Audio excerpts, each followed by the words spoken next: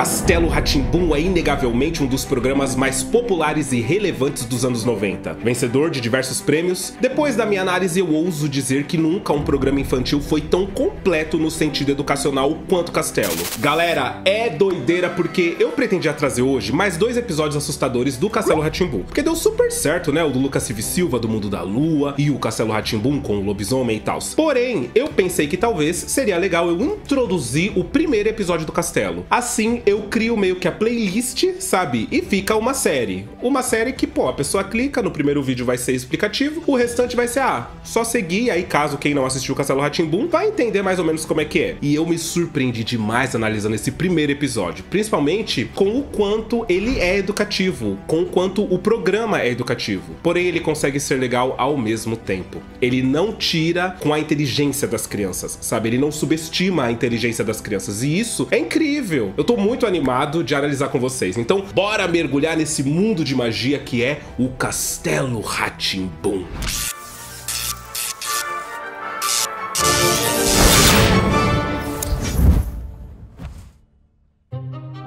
Bom, e como dessa vez eu vou comentar praticamente tudo que aparece no episódio, então bora começar, que é bastante coisa pra falar, eu adoro. E o episódio começa com o maior climão, mostrando o Dr. Victor e a Morgana dentro do cenário da Morgana, ali no quarto dela, que é onde ela vai passar praticamente 90% dos episódios do Castelo Rá-Tim-Bum, falando a respeito do Nino e que a tal data chegou e que ele tá daquele jeito de novo. Então, Morgana, ele está daquele jeito outra vez? Está, como todo ano, quando começam as aulas. E a Morgana comenta que ele só gostaria de ter amigos. E vamos lá, quem é a Morgana? A Morgana, ela é a tia do Nino, interpretada pela Rosi Campos, uma bruxa de mais de 6.000 anos. E o fato dela ter 6.000 anos vai ser relevante pra trama de toda a série do Castelo Rá-Tim-Bum. O senhor em questão é o Dr. Victor, sobrinho da Morgana, que no caso tem 3.000 anos, é um grande inventor. E o Nino é o personagem principal, o sobrinho neto da Morgana, sobrinho do Dr. Victor, que mora ali com eles. E tem uma curiosidade a respeito do Nino que é muito interessante. Eles não fizeram o Nino morando com o pai e com a mãe, e sim com os tios, para que qualquer criança conseguisse se identificar com ele. Porque tem muitas crianças que são criados, né, pelos tios, pelos avós, várias, que não são criadas pelos pais. Mas todas as crianças têm tios e tias os quais a gente vai pra casa deles. Então a gente poderia, eu, por exemplo, que cresci com meu pai e minha mãe, poderia me identificar com o Nino, que mora com os tios. Tudo bem pra mim imaginar que eu moraria com uma das minhas tias. E a criança que é criada por tios ou avós também pode se identificar. Quer dizer, o babado de como o Castelo Rá-Tim-Bum foi pensado já começa aqui, no começo. E a Morgana comenta que ele só gostaria de ter amigos, porque o babado é que o Nino, ele quer ir pra escola. Só que aí o Dr. Victor fala, nenhuma escola vai aceitar um garoto de 300 anos, porque o Nino tem 300, eles são diferentes. Não adianta.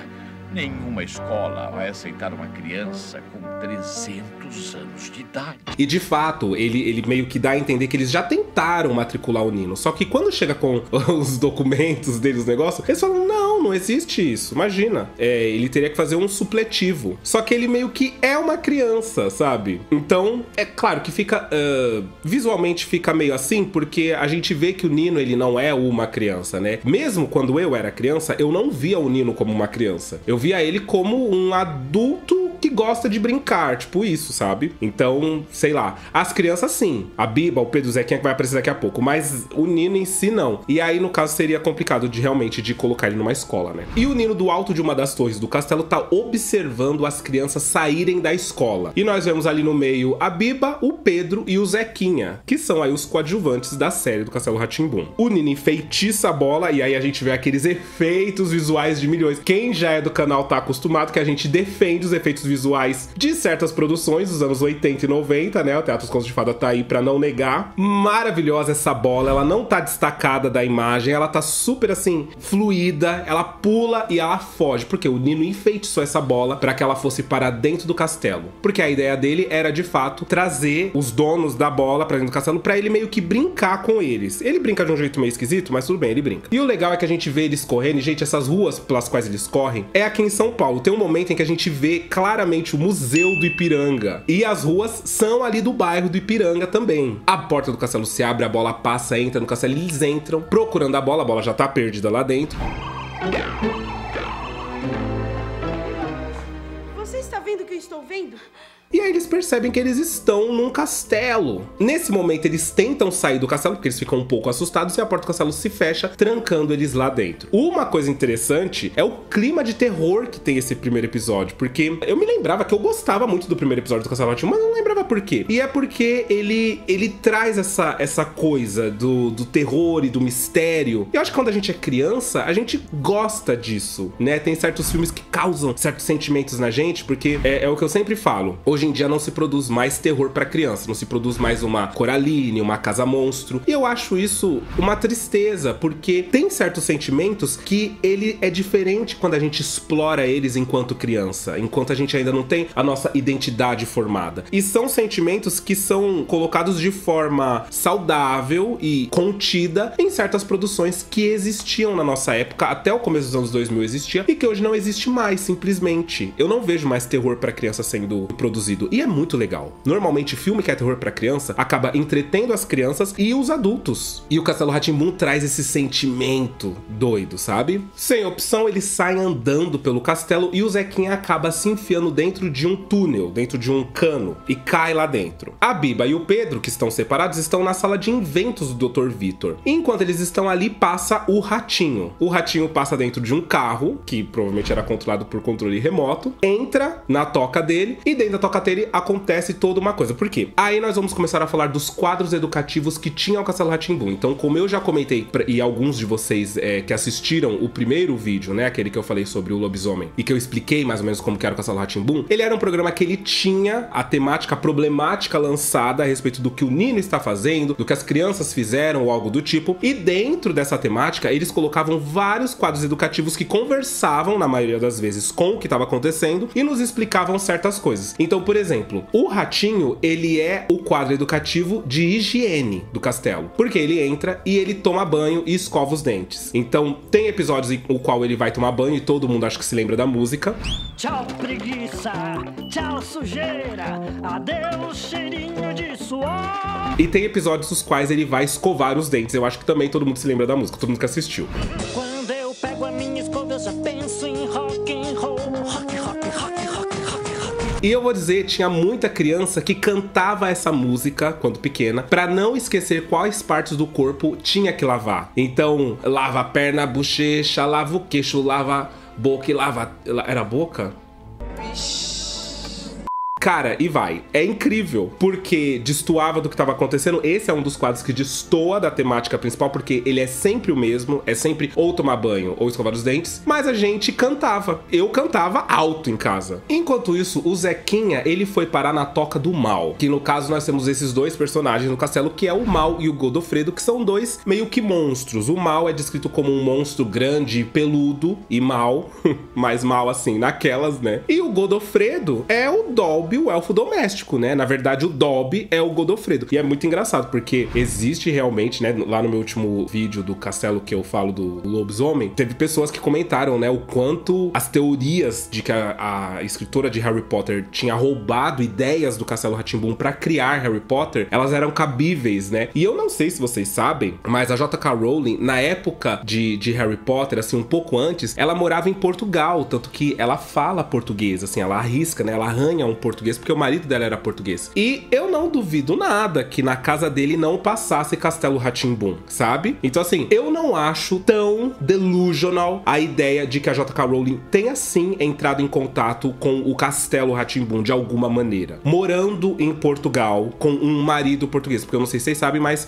Castelo Rá-Tim-Bum é forte também em Portugal, assim. Foi forte durante os anos 90. Que foi quando meio que nasceu Harry Potter. Então, assim, o Godofredo, ele, visualmente, gente, não dá pra negar, né? Amiga, não tenho como te defender.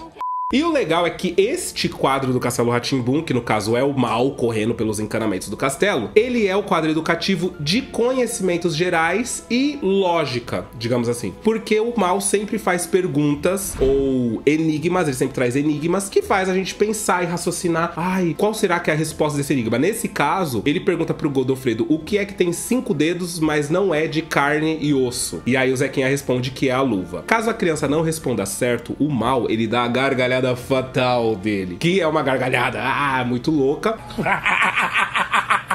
E que toda vez que o Godofredo responde certo, ele não dá. Na maioria das vezes o Godofredo responde certo, porque é quando o Godofredo, ele é, se não me engano, o único personagem que normalmente quebra a quarta parede e fala com a gente aqui em casa. Então quando o Mal faz a pergunta pra ele pergunta pra gente se a gente sabe.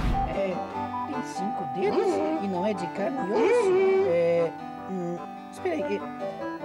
Alguém aí poderia me ajudar? A minha resposta é não. A Biba e o Pedro lá em cima estão agora procurando o Zequinha e não mais a bola dele, quando eles ouvem uma voz vindo da lareira que veio dessa sala de inventos do Dr. Vitor. Eles correm e tem um bonequinho de ventríloque. Na verdade, o ventríloque é assim, né? Como que é esse bonequinho aqui? Eu esqueci como é que é esse bonequinho que é controlado assim. É ventríloque também, não é? Bom, eu não sei. Esse bonequinho, fantoche, acho, não sei, que está falando com eles em uma outra língua. Tem um homenzinho dentro da lareira? Hello, wie geht's dir? O que foi que ele disse? Eu disse, hello, como vai vocês em alemão? Em alemão? E aqui é o terceiro quadro educacional que eu quero comentar com vocês, que já aparece nesse primeiro episódio, porque a lareira, ela sempre traz uma temática cultural ao redor do mundo. Então ela sempre mostra como é a cultura de certos países, além de ensinar termos pra gente. Então, por exemplo, wie geht's dir é como vai você em alemão. Você fala Foi eu alemão? dançando Expresse Deutsch? Expresse Deutsch, aber nicht so viel, aber nicht schlecht. E depois que eles acertam, né, a pronúncia, se abre e mostra um pouco da cultura alemã ali, deles dançando. É sempre com o mesmo ritmo de música, mas aí é um cenário que remete à Alemanha, roupas que remetem à Alemanha.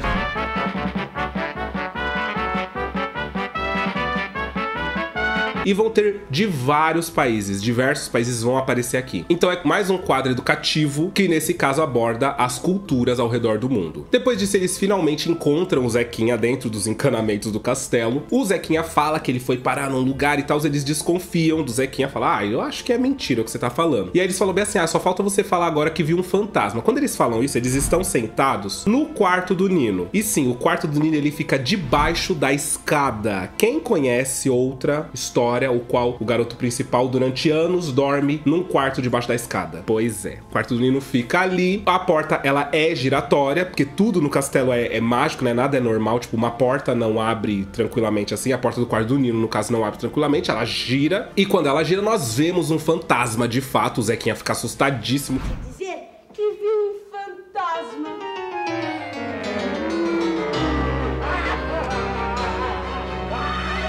E é legal porque a filmografia aqui é bacana, porque ela muda, né? Ela deixa a coisa mais tenebrosa e depois volta com colorido quando a porta termina de girar. O Zequinha fala que viu o fantasma, eles dão risada, mas aí o fantasma aparece de fato voando no castelo novamente, aquele CGI de milhões que aqui no caso foi gravado, né? Muito provavelmente num chroma key, e depois a imagem foi jogada aí pra parecer que tá voando e tal. E eu vou dizer uma coisa, viu? Quando eu era pequeno eu tinha medo, tá? Real, assim, eu me lembro desse primeiro episódio e eu tinha medo desse fantasma. Eu não lembrava que esse fantasma era do primeiro episódio. Pra mim ele era de algum outro episódio qualquer. Eu tinha medo. Claro que hoje, é super bobo, mas desempenha um bom papel quando você é criança e está assistindo. O fantasma vai embora e nós conhecemos as fadinhas, a Lana e a Lara, que moram no lustre do castelo. Então assim, durante os episódios, né, se vocês consumirem Castelo Rá-Tim-Bum, é que agora eu acho difícil porque não tem mais. Tem alguns sites que hospedam o Castelo Rá-Tim-Bum pra assistir, mas eu não sei se é legal isso, tá, gente? Mas não tem mais no YouTube. Eu não sei por que retiraram do YouTube, sabe, a cultura. Eu sei que o Castelo Rá-Tim-Bum, assim, né, por baixo dos panos ali, os direitos da história e tal, eu sei que existe desavença entre os criadores, né, do Castelo Rá-Tim-Bum. E aí eu não sei se por conta dessas desavenças deles é que tiraram o Castelo do ar, mas ele tava completo no YouTube, maravilhoso, né, todo mundo podia assistir. E agora fica meio mais complicado de consumir, mas sempre vocês vão ouvir assim, enquanto isso, no lustre do castelo, que são as fadinhas. Enquanto isso, no lustre do castelo... Outro quadro educativo que nesse caso aborda o raciocínio lógico das crianças. Então elas sempre têm uma problemática que elas trazem e que faz com que a gente entenda o que tá acontecendo e tente resolver. Claro que são coisas simples, né? Tipo assim, vou dar um exemplo aqui, tá? Não é um exemplo válido porque eu não sei se existe um episódio com isso, mas tipo assim, eu preciso separar todos os artigos de cozinha. O que é de cozinha aqui? E aí quando mostra a imagem, tem um garfo, um sapato, uma camisa, um prato e uma panela. E E aí ela fala, o garfo é um artigo de cozinha, né? E a criança vai ali trabalhando, porque por mais que seja lógico, né? É lógico que o garfo, a panela e o prato a criança, ela tá interagindo com aquilo. Ela está colocando o cérebro pra pensar, mesmo que seja em algo lógico e que a gente só faça automaticamente. Nesse caso desse episódio, as fadinhas não vêm trazer uma problemática, elas vêm contar pras crianças quem é o fantasma, que no caso é o Nino, né? A gente vai descobrir que é o Nino que tá ali pregando uma peça nelas, zoando com elas, eu não entendo por quê, tá? Menino sem graça. O fantasma surge de novo, dessa vez ele é surpreendido por 3 outros fantasmas, que no caso são as crianças. O Nino fica meio que bravo porque aquilo aconteceu, que ele fala, vocês me pregaram uma peça, aí eles falam, mas você também pregou uma peça na gente e tal. Aí ele fica triste em seguida, que ele fala, agora vocês vão embora e vocês não vão querer mais brincar comigo, né? E as crianças falam, não, pelo contrário, a gente quer, bora fazer alguma coisa e tal. Agora que vocês não vão querer mais brincar comigo mesmo, não é? Bom, tudo bem.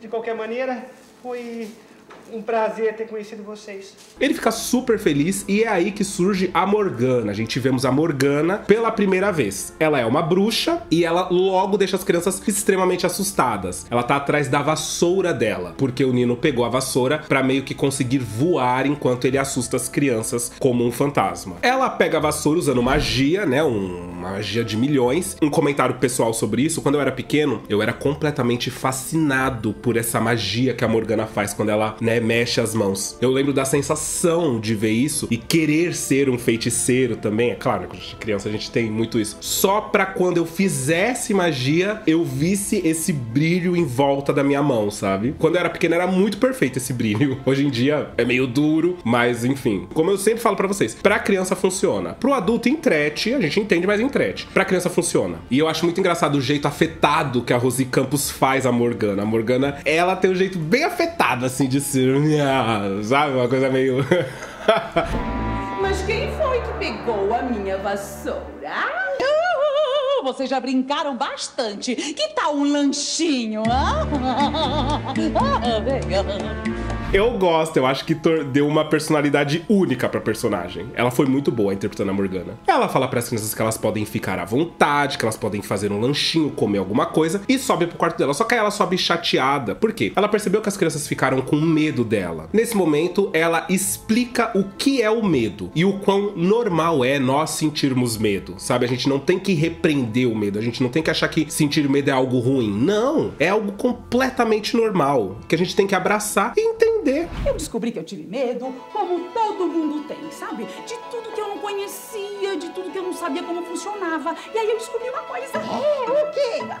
Que é normal sentir medo, principalmente das coisas que você não conhece. Olha isso, incrível você jogar essa ideia na cabeça de uma criança. Em seguida ela fala que ela não quer que as crianças tenham medo dela, que ela sabe que existem bruxas ruins, mas ela é uma bruxa boa. Então, como é um episódio introdutório, ela precisa explicar que apesar da imagem dela, né, a Morgana, ela tem aquele cabelo, né, e tal. Inclusive, eu sou amigo do maquiador e visagista da Morgana, o Cabral. Eu adoro o Cabral, gente. Quando eu descobri que era ele, porque eu não sabia, quando eu descobri que era ele, toda vez que eu encontro com ele agora, em qualquer lugar, eu falo, Cabral, você fez a Morgana, meu. Porque fala sério, né? Pra quem cresceu nos anos 90, faz parte do nosso mental, assim, essa imagem da Morgana. E eu adoro, inclusive, um beijo, Cabral, se você estiver vendo esse vídeo, eu adoro ele. Um maquiador exímio, maravilhoso no que faz, enfim, tudo de bom, né? E ela fala que ela tem 6 mil anos e muitas histórias pra contar. E sim, o momento Morgana do episódio é sempre histórico. Ela é meio que a parte educativa sobre história do mundo e no geral. Do mundo aborda no geral, né? Ela fala da Cleópatra, da Carmen Miranda, de Troia. Ela fala de guerras, ela fala de acontecimentos históricos, a invenção do telefone, a invenção da luz, a descoberta da gravidade, tudo. E ela esteve presente em todos eles, porque como ela tem 6 mil anos, então ela esteve presente na maioria desses eventos históricos. A invenção do avião, é maravilhoso o quadro da Morgana, é incrível. Olha que maravilhoso, gente.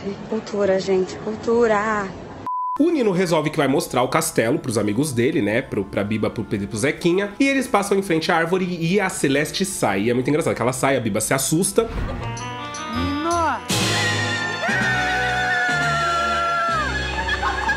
E a gente vai pensando, mas é uma cobra de boas, né? Porque a gente tá vendo ali que é uma cobra e tal. Mas, gente, eu gerei umas imagens de uma cobra cor-de-rosa dentro de uma árvore pra ver. A ideia é que a Biba ache que realmente é uma cobra, né? Que a gente acha que realmente é uma cobra. E é muito assustador, tá? Eu tenho medo de cobra. Então, quando eu vi a cobra dentro da árvore, de verdade enrolada, mesmo que cor-de-rosa, olha que assustador, gente. Eu teria gritado igual, uma cobra daquele tamanho saindo, com a cabeça falando, principalmente, pô. E ela fica com o coração acelerado. O Nino acha interessante que ela tá com o coração acelerado. Meu amorzinho, eu vou mostrar você... Gente, eu vou mostrar pra vocês esse meu hamster. Olha, gente, o meu hamster, meu Deus do céu. Vem aqui, eu vou te ajudar. Oh, como ele é quietinho. Tô querendo ir embora. Pode me tirar daqui. Peraí, gente, vou pegar um negócio pra ele comer, já volto. 1 hora depois...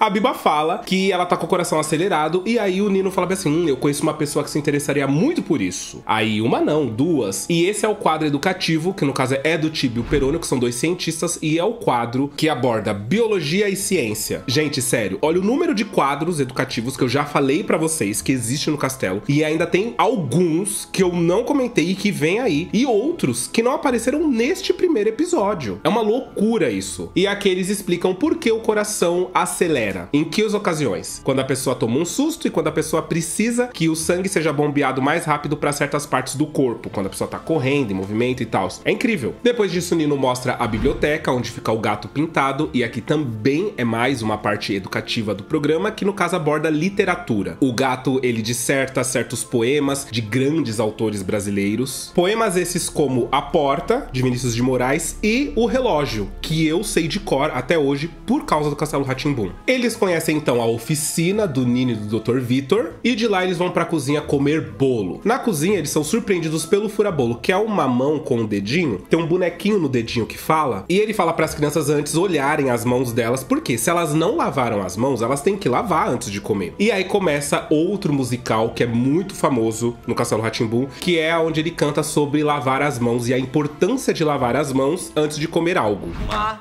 Lava outra, lava uma. Esse quadro também não se altera, ele é tipo do ratinho. Então sempre que as crianças estão prestes a comer algo, eles falam antes, lavar as mãos. E eu vou dizer que o hábito de lavar as mãos lá em casa, quando eu era pequeno, ele veio do Castelo Rá-Tim-Bum. Porque a gente falava isso lá em casa. A gente ia comer, mas antes, lavar as mãos. A gente ia lavar, não cantava, né? Mas ia, lavava e voltava. É um impacto que a cultura, junto à educação num programa infantil, tem. Fora isso, o Furabolos, que é esse personagemzinho, ele também tem um ato só dele no Castelo Rá-Tim-Bum, que é junto com outros furabolos, que é um monte, que se reserva à matemática. Então é um quadro educativo que ensina a somar, subtrair, dividir e multiplicar. De maneira simples, mas ensina. 0 é menos que 100, agora ficou fácil, eu entendi bem. As crianças comem, em seguida o tio Vitor chega. O relógio avisa que o tio Vitor tá chegando. Eles acham que o tio Vitor vai entrar pela porta, mas na verdade ele desce voando com o bonecóptero. Porque como eu disse pra vocês, o tio Vitor é um inventor, ele é um feiticeiro também, mas ele vai pro ramo das invenções. Ele sauda as crianças ali, né? Ele fala, olá, legal que vocês são amigos do meu sobrinho, o Nino e tal. E as crianças têm que ir embora, o relógio fala que já tá tarde, que as mães e os pais das crianças devem estar preocupados. E o Nino fala, mas para vocês não estão esquecendo nada? A bola, gente, lembra que eles vieram pegar a bola? Pois é. Ele fala, procurando aquela caixa preta ali na sala da lareira. Eles vão até essa caixa preta, abrem. É outro momento também educativo que aborda a arte abstrata, ou seja, brinca com a imaginação das crianças, porque são formas que tomam forma e se tornam coisas que a gente conhece. Então, sempre que esse quadro surge, ele surge como algo abstrato na nossa cabeça que se forma algo conhecido. O Nino devolve a bola para as crianças com a promessa de que eles voltam no dia seguinte. O Nino até fala, então tchau. Tchau não, até amanhã. Tchau não, até amanhã. Porque sim, o Castelo Rá-Tim-Bum era um programa diário, que eu me lembro ele só não passava de sábado e domingo, mas de segunda a sexta ele passava, e assim se iniciou uma grande saga, uma grande franquia, uma das séries de maior sucesso no Brasil, que foi o Castelo Rá-Tim-Bum. Gente, era uma febre o Castelo Rá-Tim-Bum, assim, se tornou um programa estrondoso, gigantesco. E eu ainda não comentei sobre todos os quadros educativos que tem no Castelo Rá-Tim-Bum, porque nós ainda temos a Caipora, que aborda o folclore brasileiro, nós temos um quadro que ensina as crianças como que se produzem certas coisas, como que se produz garrafa, como que se produz violão, como que se produz um pandeiro. É muito interessante esse quadro também. E é num sambinha.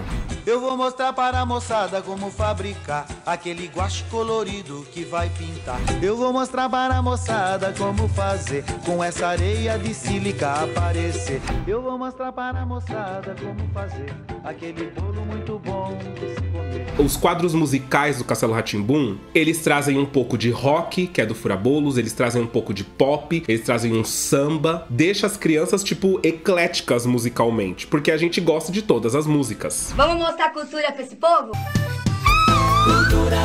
Tem o quadro do Castelo que também retrata pinturas famosas do Michelangelo, do Leonardo da Vinci, de Salvador Dalí. É incrível. E eu usei a palavra incrível muitas vezes nesse episódio, né? Nesse vídeo de hoje. Mas é porque, de fato, eu fiquei muito encantado com o quanto o Castelo Rá-Tim-Bum é um programa completo nesse sentido. E triste de pensar que hoje as crianças não têm um programa que concentre a grande audiência, que se torne o que se tornou o Castelo Rá-Tim-Bum e que a gente olhe e diga, caraca, que fantástico, que programa fantástico, que programa completo. E eu digo sem culpa nenhuma que os pais hoje, você que é pai, que é mãe, coloque o seu filho pra assistir o Castelo Rá-Tim-Bum. Sim, é a garantia de que ele está sim consumindo algo bom, algo que não o torna um bobo, porque isso me pega muito, tá, em programa infantil, quando eles subestimam a inteligência das crianças. Eu não gosto, sabe? Eu não gosto de quando o programa diz que as crianças não são capazes de entender algo, de absorver algo,